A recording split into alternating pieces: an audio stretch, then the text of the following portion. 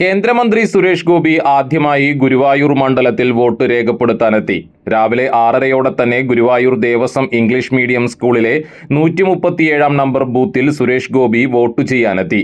വരിയിൽ 5-മനായി നിന്ന അദ്ദേഹം തന്റെ ജനാധിപത്യപരമായ അവകാശം വിനിയോഗിച്ചു. ഗുരുവായൂരിൽ വോട്ട് ചെയ്യാൻ സാധിച്ചത് ഗുരുവായൂരപ്പൻ നൽകിയ നിയോഗമാണെന്നും ഇത് പോസിറ്റീവായ ഒരു സന്ദേശമാണെന്നും വോട്ട് രേഖപ്പെടുത്തിയ ശേഷം സുരേഷ് ഗോപി മാധ്യമങ്ങളോട് പറഞ്ഞു.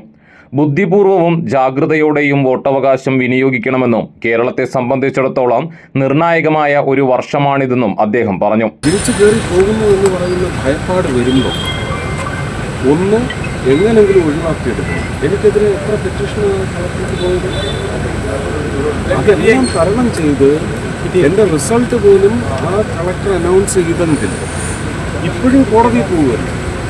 അപ്പോൾ ഇപ്പോൾ ശോഭ ജയിച്ച് വന്നു കഴിഞ്ഞ് MLA ആയിട്ട് മര്യാദയ്ക്ക് ഇരിക്കാൻ സമ്മതിക്കരുത്.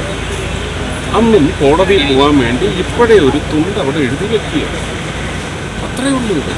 ഒരു തുണ്ട് മാത്രമാണ്. തുണ്ടെന്ന് പറയുമ്പോൾ എല്ലാ അർത്ഥത്തിലും നിങ്ങൾ എടുക്കും. ഈ വിവാദങ്ങളൊന്നും തിരിച്ചടിയാവില്ല ഈ തെരഞ്ഞെടുപ്പ്. ജനങ്ങൾ നിശ്ചയിച്ചു കഴിഞ്ഞു.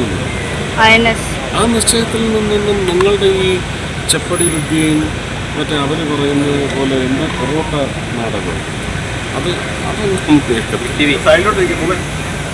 നേരത്തെ തൃശൂർ കോർപ്പറേഷനിലും തിരുവനന്തപുരത്തും വോട്ടറായിരുന്ന സുരേഷ് ഗോപി ഇത്തവണ തന്റെ മേൽവിലാസം ഗുരുവായൂരിലെ അച്യുതം ഫ്ളാറ്റിലേക്ക് മാറ്റിയാണ് ഇവിടെ വോട്ട് രേഖപ്പെടുത്തിയത്.